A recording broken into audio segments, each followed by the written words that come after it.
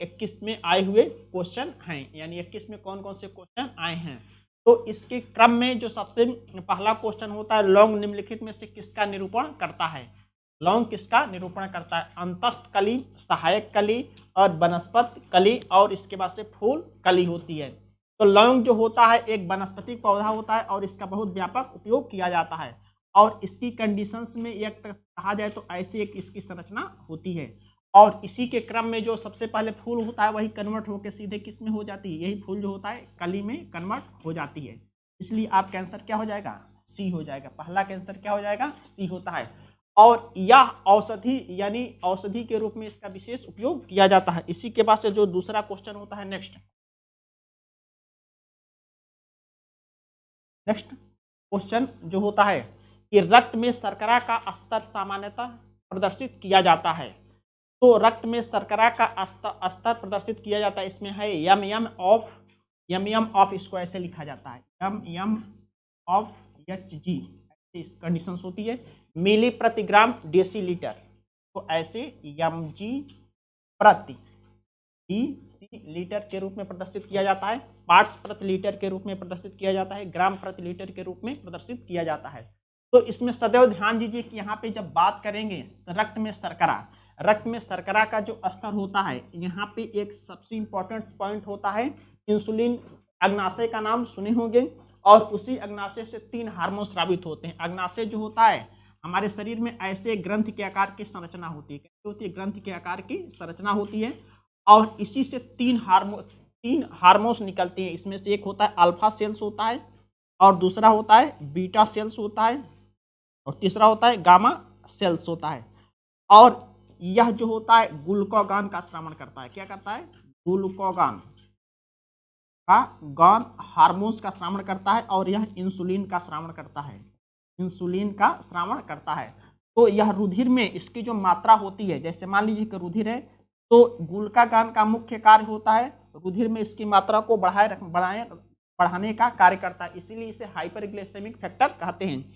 और सामान्यतः रुधिर में जो ग्लूकोज की मात्रा होती है 130 से 140 मिली प्रति डेसीलीटर होती है। ध्यान दीजिएगा, सबसे इंपॉर्टेंट पॉइंट्स होता है कि जो रुधिर में ग्लूकोज की जो सामान्यतः मात्रा होती है 120 से 30, इसकी वैल्यू कभी कभी वेरिएबल होती रहती है, सामान्यतः 120 से 30 मिली प्रति लीटर रुधिर में होती है। तो इसको आइडेंटिफाई कैसे किया जाता है, इसी मिली प्रति लीटर डेसीलीटर के रूप में रुधिर में पाई जाती है। तो इसलिए आपका आंसर क्या हो जाएगा, बी सही होगा। तो इसको सदैव ध्यान दीजिए, ग्लूकागॉन का जो मुख्य कार्य होता है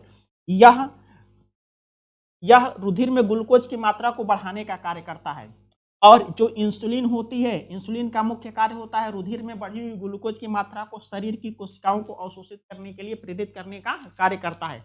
इसलिए ग्लूकागॉन को हाइपरग्लाइसेमिक फैक्टर कहते हैं, हाइपरग्लाइसेमिक फैक्टर के नाम से जानते हैं। और इसे क्या कहते हैं, यह इंसुलिन जो होता है हाइपोग्लाइसेमिक फैक्टर होता है, हाइपोग्लाइसेमिक फैक्टर होता है। कई बार पूछा गया है कि ग्लूकागॉन क्या होता है, तो आपका आंसर क्या होगा, हाइपर होगा, और इंसुलिन क्या होता है, हाइपर। एक शब्द का अंतर यहाँ PER है और PO है, तो इसमें कंफ्यूज होने की आवश्यकता नहीं है। हाइपर का मतलब होता है बढ़ाने का कार्य करता है, इससे स्पष्ट कर लीजिए, और यह क्या करता है, घटाने का कार्य करता है। इसलिए आपका सही आंसर क्या हो जाएगा, आपका बी हो जाएगा। इस चीज को यदि नोट करना हो तो नोट कर लीजिएगा। अब इसी के बाद से जो नेक्स्ट क्वेश्चन है, रक्त में निम्नलिखित में से किसकी उपस्थिति के कारण ब्लू बेबी सिंड्रोम होता है।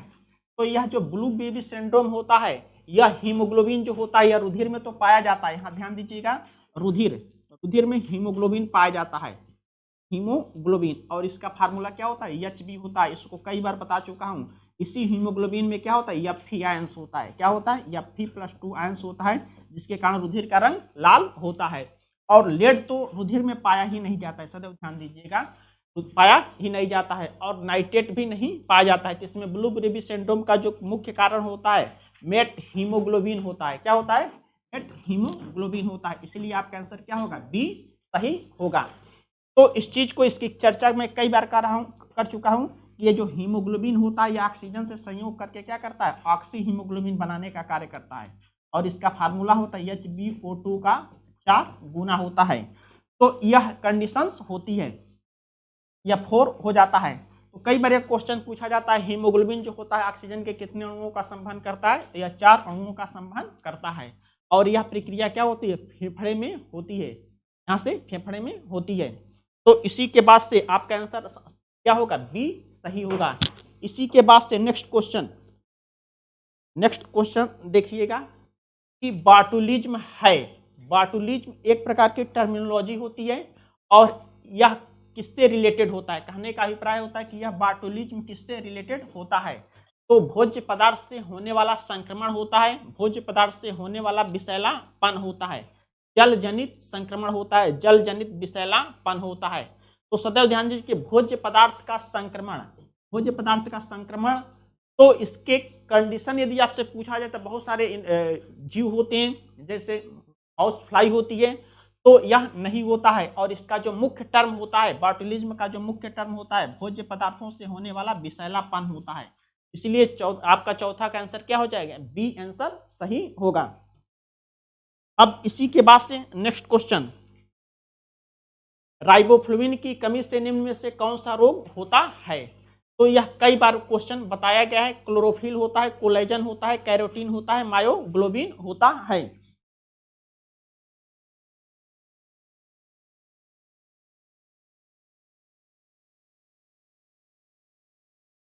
तो राइबोफ्लाविन की कमी से जो मुख्य रोग होता है, क्लोरोफिल, कोलेजन यह पत्तियों में पाया जाता है, कोलेजन पेशियों में पाया जाता है, कैरोटीन, और यह राइबोफ्लाविन की कमी से मायोग्लोबिन रोग होता है। पांचवा कैंसर क्या हो जाएगा, आपका डी हो जाएगा।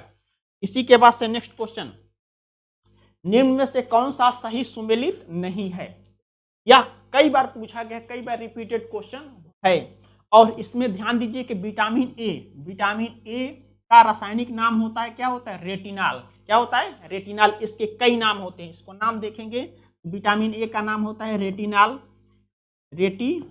होता है और इसे बीटा कैरोटीन भी कहते हैं, इसे बीटा कैरोटीन भी कहते हैं और इसे एंटी रेफेटिक विटामिन के संदर्भ में इसको जानते हैं। और इसकी कमी से क्या होता है, रतौंधी रोग हो जाता है।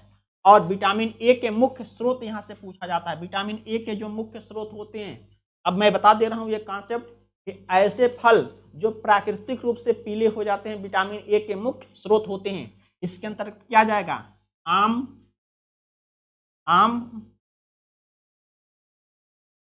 पपीता, यह क्या होता है, विटामिन ए के मुख्य स्रोत होते हैं। जबकि यहाँ पे संतरा दिया है तो संतरा स्रोत नहीं होता है, यह विटामिन सी का स्रोत होता है, इसलिए यह गलत, सुमेलित नहीं है। इसलिए आपका आंसर संभवतः यह ए सही होगा, 100% ए सही होगा।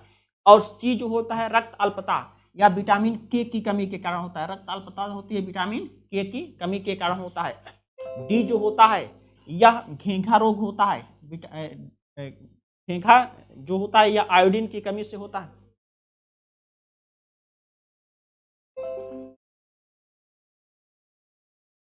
घेंघा जो होता है आयोडीन की कमी से होता है। तो इसमें आपका क्वेश्चन क्या हो जाएगा, ए आंसर सही हो जाएगा। और इसी के बाद से यह भी आपका सही है, इसलिए 6 का आंसर क्या हो जाएगा, आपका ये क्वेश्चन सही होगा। इसी के बाद से नेक्स्ट क्वेश्चन, निम्नलिखित में से कौन सा रोग मच्छर या मॉस्किटो वाहित नहीं होता है, यानी मच्छर से होने वाला नहीं होता है। इसमें सदैव ध्यान दीजिए, डेंगू जो होता है यह वायरल डिजीज है। यदि इस क्वेश्चन पूछा जाए कि डेंगू किस प्रकार का रोग होता है, यह वायरल डिजीज होता है, रोग होता है और यह मच्छर के द्वारा मनुष्य में प्रसारित होता है। और यह जो फाइलेरिया एक प्रकार का कृमि होता है, इससे जो रोग होता है, फाइलेरिया का अभिप्राय होता है कि जैसे हाथ व पैर फूल जाते हैं, इसे हाथी पांव रोग के नाम से भी जानते हैं। और मलेरिया भी होती है, यह भी मॉस्किटो द्वारा होता है, फीमेल एनाफिलीज के द्वारा होता है।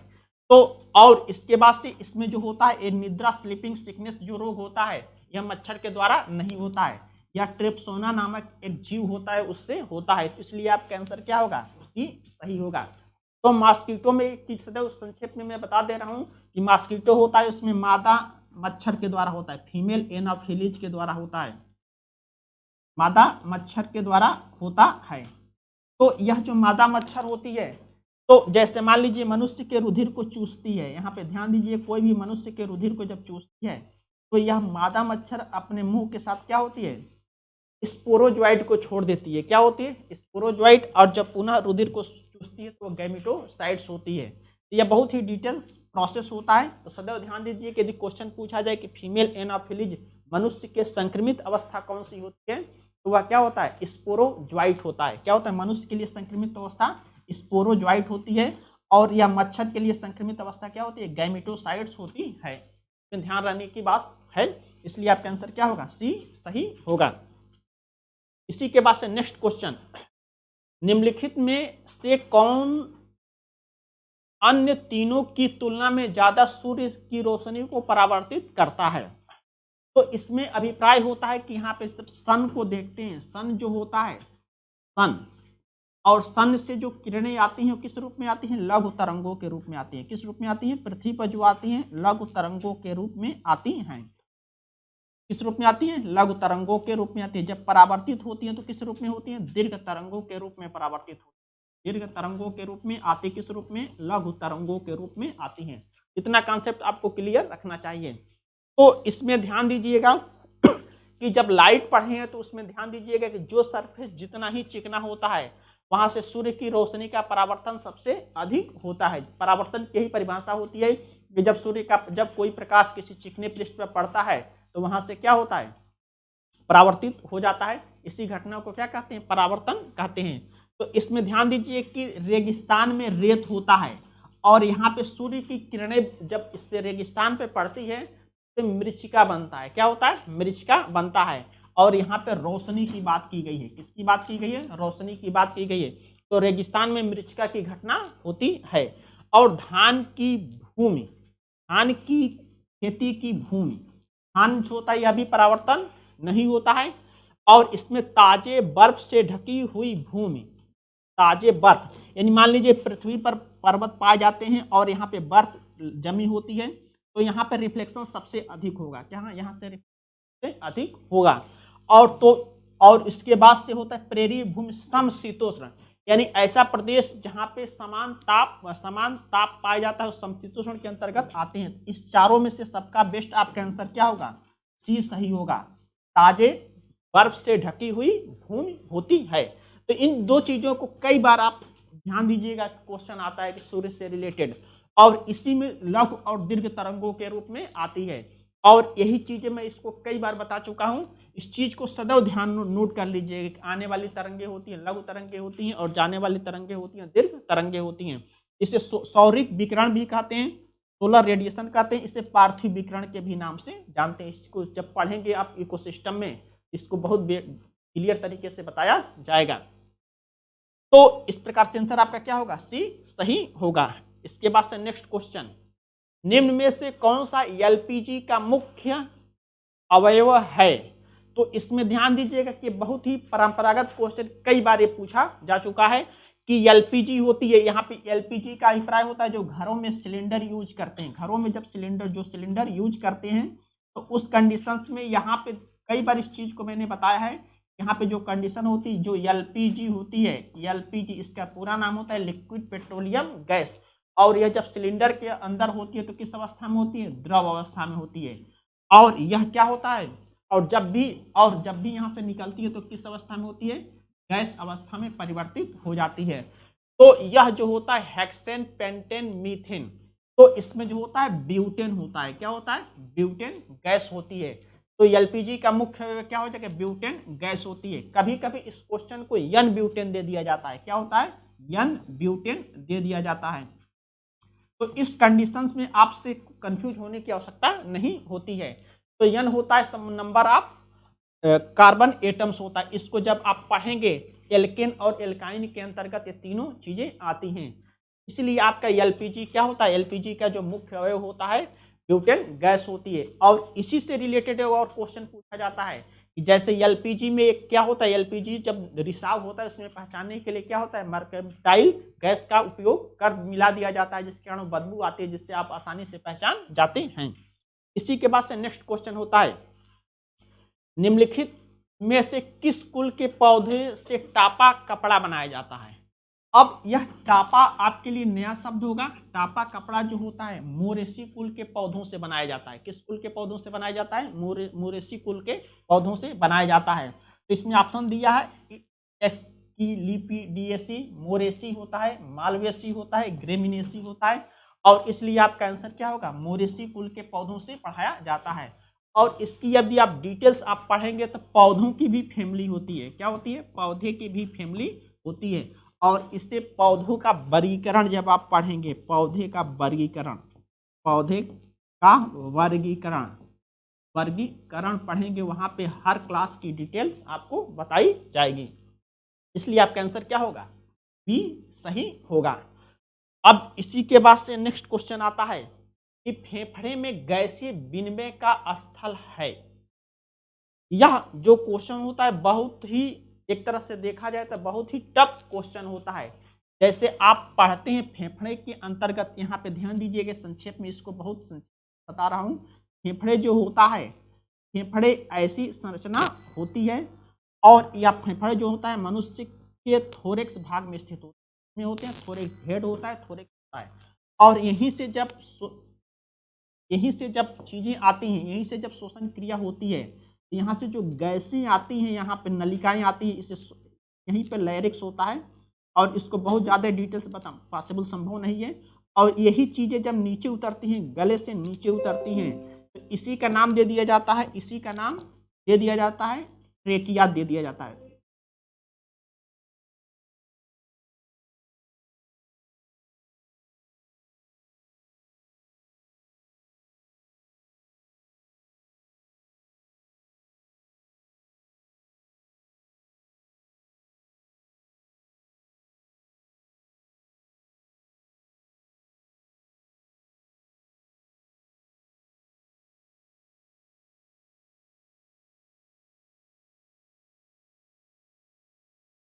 और यहाँ पे ध्यान दीजिएगा कि ये चीज़ें होती हैं और ऐसी संरचनाएं होती हैं, इसमें पूरी आ जाती हैं। और यहाँ पे ध्यान दीजिए, यह बहुत यहाँ पे कंडीशंस होती है, और यही चीज़ें आगे जाकर बहुत शाखाओं में बढ़ जाती हैं। क्या होती हैं? बढ़ जाती हैं। तो यहीं पर जब बहुत यहाँ पे जाती हैं, तो यहीं पे क्या होता है? यहीं पे O2 होती, इसे अंतः शोषण कहते हैं, और यहाँ से सीधे जाते हुए ट्रेकिया से होते हुए यहाँ से सीधे यहाँ पे O2 जाती है। तो यह जब शाखाएं होती है छोटी छोटी भागों में बढ़ जाती है। जैसे शाखाएं होती हैं, यहाँ गई, फिर यहाँ से बढ़ गई, फिर यहाँ से बढ़ गई, और ये छोटी छोटी शाखाओं में बढ़ जाती हैं। तो ऐसी कंडीशन में क्या होती है? ट्रेकिया, इसके बाद से आगे ट्रेक्यूल्स हो जाता है, और यहाँ पे O2 का विनिमय होता है। क्या होता है? O2 का विनिमय होता है। इसे एल्वियोलाई कहते हैं। क्या कहते हैं? एल्वियोलाई कहते हैं। इसीलिए आपका आंसर क्या होगा? डी सही होगा। जब इन चीजों को, तीन चीजों के अंतर्गत जब आप पढ़ेंगे, पाचन, शोषण और उत्सर्जन, ये शोषण में सारी प्रक्रियाएं बताई जाएंगी, और शोषण ही सबसे इंपॉर्टेंट पॉइंट होता है। इसके क्रम में यदि शोषण को आसानी से समझ सकते हैं तो ये आसानी से इसको सॉल्व कर सकते हैं कि ट्रेक्यूल्स क्या होता है, ब्रोंक्यूल्स क्या होता है, कोलोमनरी शिराएं क्या होती हैं, और ये क्या होती हैं।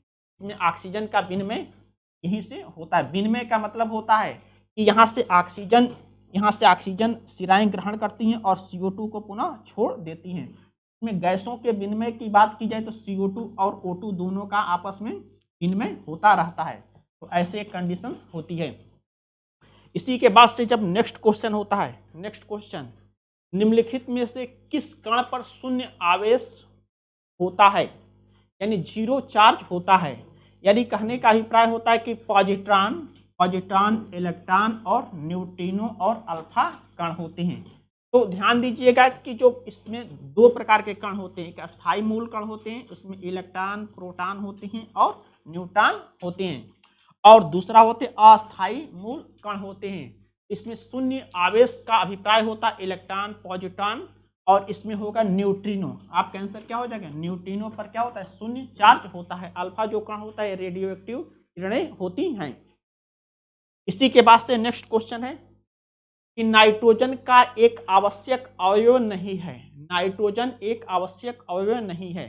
तो ध्यान दीजिएगा, एक क्लोरोफिल होता है। क्या होता है? क्लोरोफिल होता है, जो पौधे की पत्तियों में पाया जाता है। क्लोरोफिल होता है इसे पर्णहरित कहते हैं। ध्यान दीजिएगा, यह पौधे की पत्तियों में पाया जाता है और यह हरे रंग का होता है। एक क्लोरोफिल जो होता है हरे रंग का होता है, इसे पर्णहरित कहते हैं। पर्णहरित, हरित, यह पौधे की पत्तियों में पाया जाता है। और दूसरा जो होता है, इसमें भी नाइट्रोजन पाया जाता है। क्लोरोफिल में भी क्या होता है, नाइट्रोजन पाया जाता है।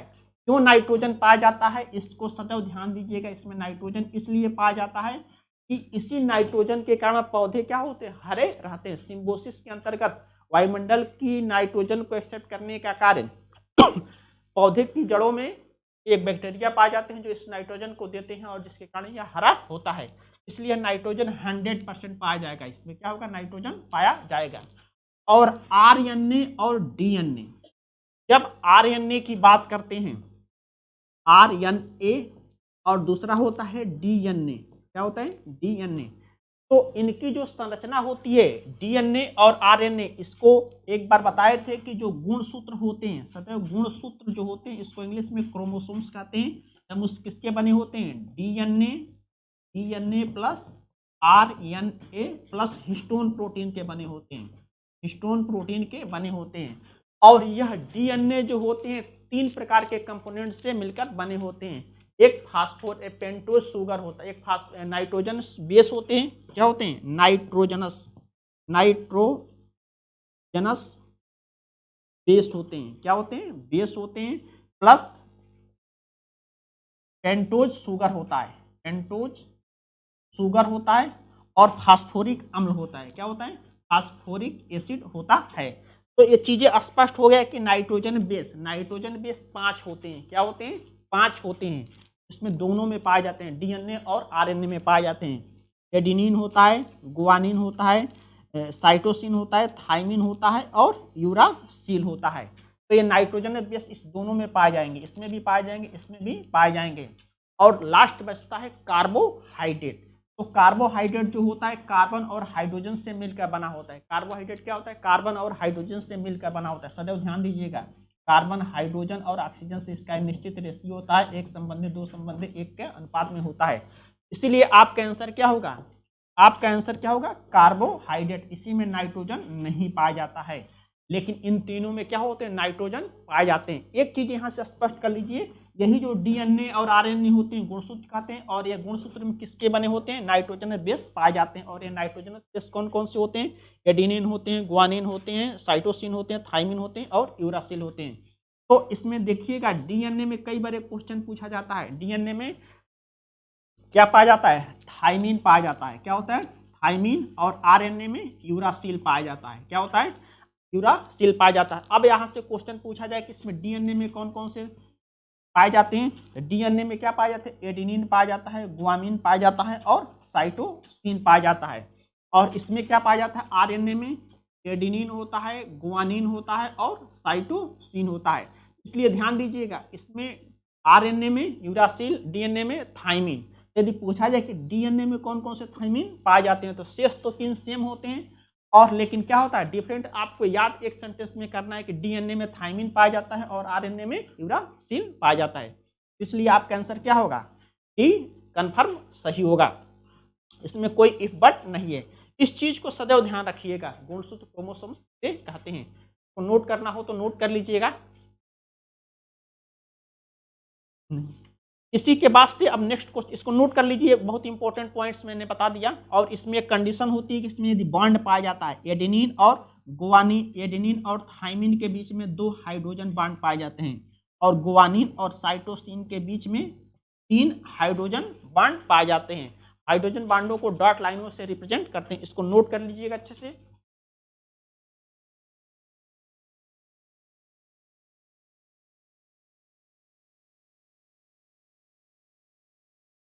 इसी के बाद से नेक्स्ट क्वेश्चन, वायुमंडल में प्रकाश के प्रसारण का कारण होता है। वायुमंडल में प्रकाश के प्रसारण का कारण है। तो वायुमंडल में कार्बन डाइऑक्साइड, यदि वायुमंडल की बात की जाए, वायुमंडल में 2 प्रकार की गैसें होती हैं, इसको बताए थे पिछले सॉल्व पेपर में। 2 प्रकार की गैसें होती है, एक प्राइमरी ग्रीन हाउस गैस होती है, ग्रीन हाउस गैस, और दूसरा होती है सेकेंडरी ग्रीन हाउस गैस होती है। तो प्राइमरी में मुख्यतः CO2 होती है, क्या होती है, CO2 होती है, सेकेंडरी में CH4 होता है। और इसके अलावा अन्य गैसों को जानते हैं, CFC होता है, SO2 होता है, NO2 होता है, क्या होता है, SO2 है। तो यह गैसें होती हैं। तो यह क्या होते हैं, प्रकाश के प्रसारण यानी डिस्पर्सन मतलब फैलाव का कारण क्या होती हैं, इसमें जो होते हैं कि वायुमंडल में छोटे छोटे धूल के कण पाए जाते हैं, सूर्य होता है और इसमें क्या होते हैं, छोटे छोटे धूल के कण पाए जाते हैं। और इसी के कारण क्या होता है, टिंडल प्रभाव कहते हैं इसको। जब आगे फिजिक्स में पढ़ेंगे तो इसमें विक्षेपण का जो मुख्य कारण होता है क्या होते हैं, धूल के कण होते हैं। तो आपका आंसर क्या हो जाएगा, डस्ट पार्टिकल्स आंसर हो जाएगा। हीलियम, तो यह क्या होते हैं, सूर्य के नाभिक में पाए जाते हैं, क्या होते हैं, सूर्य के नाभिक में पाए जाते हैं। और यही हीलियम जो होता है अल्फा कण का नाभिक होता है, और यही क्या होता है, अल्फा कण का नाभिक होता है। और जल वाष्प बादल बनाने के काम में आते हैं। तो आपका आंसर क्या हो जाएगा, बी सही होगा। इसी के बाद से नेक्स्ट क्वेश्चन, निम्नलिखित में रेडियो धर्मिता के संदर्भ में निम्नलिखित कथनों में से कौन सा सही है। तो रेडियो धर्मिता एक नाभिकीय गुण है, यानी रेडियो धर्मिता एक नाभिकीय गुण है। और यह क्या होता है कि रेडियो धर्मी से रेडियो धर्मिता बना होता है। जब किसी पदार्थ से अदृश्य भेदी किरणें निकलती हैं, या जब किसी तत्व से अदृश्य भेदी किरणें निकलती हैं, उन्हीं कणों को रेडियो एक्टिव किरणें और उसी के गुण को रेडियो धर्मिता कहते हैं। इसलिए 100% सही है। अब नेक्स्ट क्वेश्चन देखा जाए, नेक्स्ट पॉइंट कि नाभिकीय विखंडन के सिद्धांत पर हाइड्रोजन बम बनाया जाता है। तो सदैव ध्यान दीजिए कि हाइड्रोजन जो बम होता है नाभिकीय संलयन पर आधारित होता है। क्या होता है, नाभिकीय संलयन,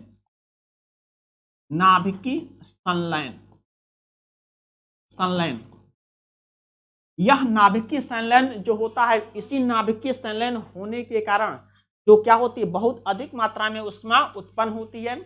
और यही ऊष्मा, इसी ऊष्मा का कुछ भाग जो ये प्रक्रिया सूर्य के नाभिक में होती है, और जब बहुत अधिक मात्रा में ऊष्मा उत्पन्न होती है, और उसी ऊष्मा का कुछ भाग प्रकाश के रूप में पृथ्वी पर आता है, जिसे विजिबल लाइट्स या दृश्य प्रकाश कहते हैं।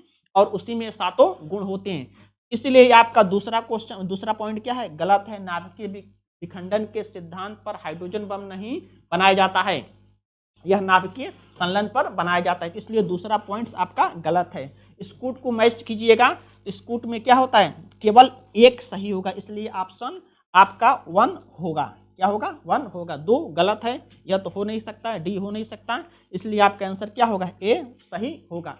और इस चीज को बहुत अच्छे से रख लीजिए, नाभिकीय संलयन पर हाइड्रोजन बम बनाए जाते हैं और नाभिकीय विखंडन पर परमाणु बम बनाए जाते हैं। 2 ही अभिक्रियाएं होती हैं। अब इसी के बाद से नेक्स्ट क्वेश्चन, सामान्य दृष्टि के लिए निम्नलिखित में से कौन सा विटामिन आवश्यक होता है। तो दृष्टि मतलब होता है देखने के लिए कौन से विटामिन आवश्यकता होता है। तो ये तो बहुत ही कॉमन क्वेश्चन है कि देखने की प्रक्रिया क्या से होती है, आंख से होती है, यह एक संवेदी अंग के अंतर्गत आता है। और रेटिनाल, जैसे आंख के संदर्भ में पूछे जाए कि रेटिनाल का मुख्य कार्य क्या होता है, यह क्या होता है, रेटिनाल जो होता है विटामिन ए के लिए आवश्यक होता है, इसके संश्लेषण के लिए विटामिन ए आवश्यक होता है। और इसी आंख में 3 लेयर होते हैं। कई बार क्वेश्चन को पूछा गया है कि आंख में 3 लेयर होते हैं। यही जो हमारी आंख होती है, तो यहीं पर लेंस होता है, क्या होती है, लेंस होती है। और इसी पर यहाँ पे ऐसे लेंस होते हैं, और यहीं पे क्या होती है, आइरिस होती है, क्या होती है, जो प्रकाश को, और प्यूपिल्स होता है, और यहीं पे होता है दृढ़ पटल होता है। नेत्र का सबसे बाहरी भाग क्या होता है, दृढ़ पटल होता है, दृढ़ पटल होता है। और दूसरा जो बीच वाला पार्ट होता है रक्त पटल होता है, रक्त पटल होता है। और इसी के बाद जो अंदर वाला भाग होता है दृष्टि पटल होता है, दृष्टि पटल। और इसी को रेटिना कहते हैं, क्या कहते हैं, रेटिना कहते हैं। और यही रेटिना होती है, तो ये कई बार इसी पर रेटिना पाया जाता है। आंख का जो निश्चय स्तर होता है यही रेटिना होता है। और यही रेटिना होती है विटामिन ए के संश्लेषण के लिए आवश्यक होती है। और एक चीज और स्पष्ट कर लीजिएगा कि यही जो रेटिना होती है किसी भी वस्तु का स्पष्ट प्रतिबिंब, यह सदैव ध्यान दीजिएगा, किसी भी वस्तु का स्पष्ट प्रतिबिंब कहाँ पे बनता है, रेटिना पर बनता है। और कैसा बनता है, उल्टा एवं वास्तविक बनता है। कैसा बनता है, उल्टा एवं वास्तविक बनता है। इसलिए आपका आंसर क्या होगा, दृष्टि के लिए कौन सा विटामिन आवश्यक होगा, रेटिनाल होगा। क्या होगा, रेटिनाल होगा। और तो आपका आंसर डी होगा। लेकिन इसको भी एक्सप्लेन कर लीजिएगा, फोलिक अम्ल या विटामिन B9 होता है। कौन सा होता है, विटामिन B9 होता है। फोलिक अम्ल नियासिन होता है, विटामिन B5 होता है। क्या होता है, विटामिन B5। B5 का नाम होता है नियासिन। जबकि इस पे कंफ्यूजन आपको रहता है कि B3 का, जबकि B3 का नाम होता है, B3 का नाम होता है पेंटाथीनिक अम्ल, पेंटाथीनिक एसिड होता है। ध्यान दीजिएगा, नियासिन B5 का नाम होता है और राइबोफ्लेविन B2 का नाम होता है। इसलिए आपका आंसर क्या होगा, डी सही होगा। और एक चीज स्पष्ट कर लीजिए, किसी भी वस्तु का प्रतिबिंब कहाँ पे बनता है, रेटिना पर उल्टा एवं वास्तविक बनता है। इसी के बाद से नेक्स्ट क्वेश्चन कि विद्युत विभव के संदर्भ में निम्नलिखित कथनों में से कौन सा कथन सही है। तो ध्यान दीजिएगा, यह एक अदिश राशि होती है। क्या होती है, यह एक अदिश राशि होती है और यह 100% सही है। क्या होता है, सही है। इसलिए आपका आंसर क्या होगा, केवल एक सही होगा। जबकि एक कोई भी राशि होती है, बहुत ही कॉमन क्वेश्चन होता है कि कोई भी राशि होती है तो या तो अदिश होगी या तो सदिश होती है। तो लेकिन आपको जब पता है कि विद्युत विभव क्या होती है, एक अदिश राशि होती है, ये सदिश नहीं हो सकती है। इसलिए न तो 2 होगा, न तो डी होगा, न तो सी होगा। इसलिए आपका आंसर क्या होगा, सी सही होगा। यह क्वेश्चन तब बन जाता है कि जब विद्युत विभव का यहाँ पे मात्रक दे दिया जाता है। विद्युत विभव का मात्रक दे दिया जाता है, तब आगे आपसे ऑप्शन पढ़ने की आवश्यकता होती है। इसी प्रकार से नेक्स्ट क्वेश्चन है, रीगेलमैन स्केल का प्रयोग निम्नलिखित में से किसके घनत्व के मापन के लिए किया जाता है। तो सदैव ध्यान दीजिए, एक समझने की आवश्यकता होती है। घनत्व जो बराबर होता है, घनत्व बराबर होता है द्रव्यमान बट्टा आयतन होता है। क्या होती है, द्रव्यमान बट्टा आयतन होता है, आयतन। तो इसको मापने के लिए घनत्व बराबर द्रव्यमान बट्टा आयतन होता है। और इसमें रीगेलमैन स्केल जो होती है, यह जो होता है धुआं को मापने के लिए होती है, स्मोक को मापने के लिए होती है। सदैव ध्यान दीजिएगा, इस जल प्रदूषण को मापने के लिए क्या होता है, BOD होता है, बायोकेमिकल ऑक्सीजन डिमांड होता है। और कोहरा फाग ध्वनि को साउंड, तो इसलिए आपका आंसर क्या होगा, धुआं हो जाएगा। इसी के बाद से नेक्स्ट क्वेश्चन, और सदैव ध्यान दीजिए, घनत्व के संदर्भ में जब पूछा जाए तो किसी भी वस्तु का जो द्रव्यमान होता है सदैव कांस्टेंट होता है। क्या होता है, द्रव्यमान जो होता है सदैव कांस्टेंट होता है, स्थिर रहता है। इसमें 2 ही चीजें बदलती हैं, घनत्व और आयतन। इसी के बाद से नेक्स्ट क्वेश्चन है, निम्नलिखित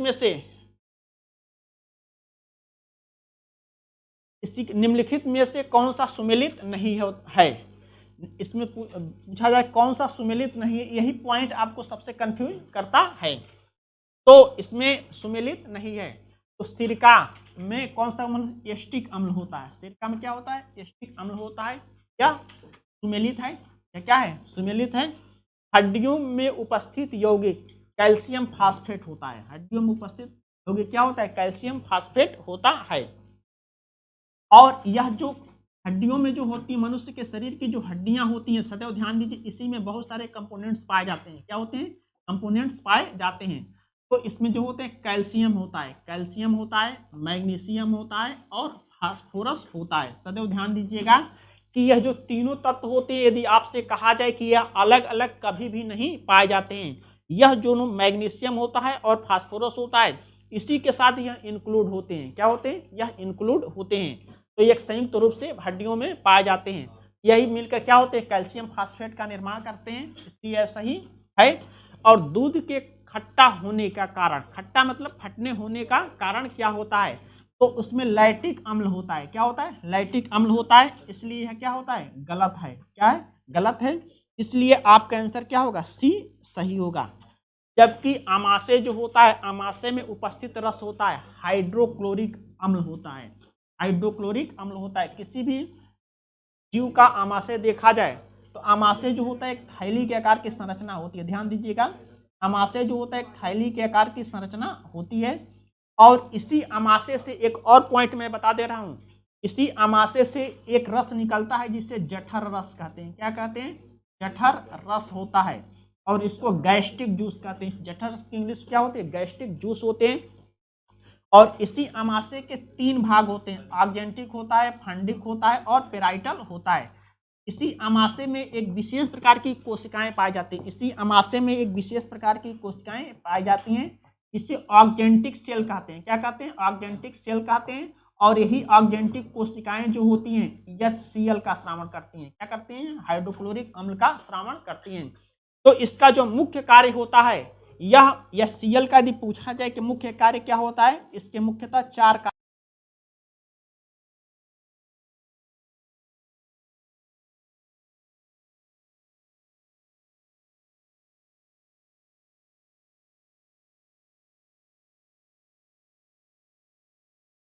इसीलिए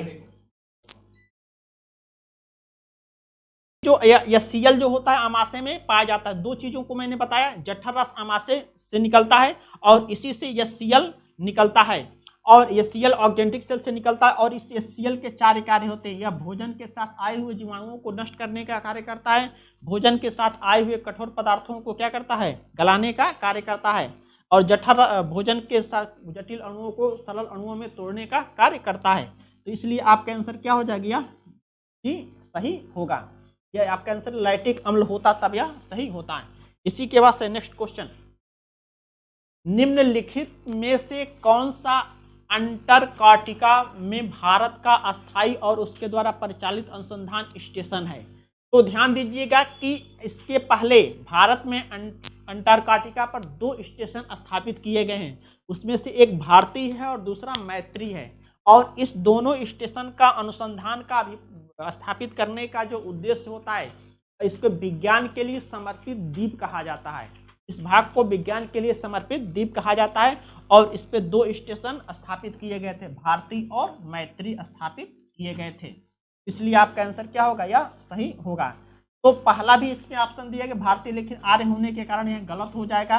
भारतीय दिया है दक्षिणी गंगोत्री, यह गलत है, और इसलिए आपका आंसर क्या होगा? सी सही होगा।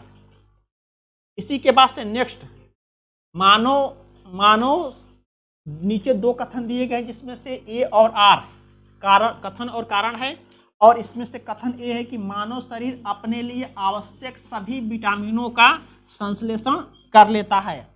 तो विटामिन के संदर्भ में बताए थे कि विटामिन जो होते हैं हमारे शरीर के लिए आवश्यक होते हैं, और इनकी कमी से क्या होते हैं? हमारे शरीर में कुछ रोग हो जाते हैं, जिससे अनावश्यक हम अपूर्णता रोग कहते हैं। और यह विटामिन जो होते हैं पूर्णतः शरीर का निर्माण नहीं कर पाते हैं। शरीर में केवल विटामिन डी का निर्माण होता है, जो सनलाइट सूर्य के प्रकाश की उपस्थिति में होता है।